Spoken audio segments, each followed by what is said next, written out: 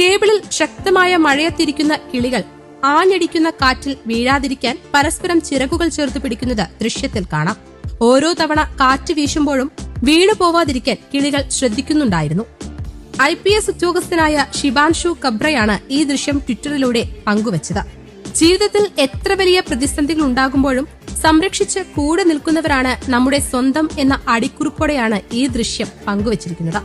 ലക്ഷക്കണക്കിന് ആളുകൾ ഇപ്പോൾ തന്നെ ഈ ദൃശ്യം കണ്ടുകഴിഞ്ഞു.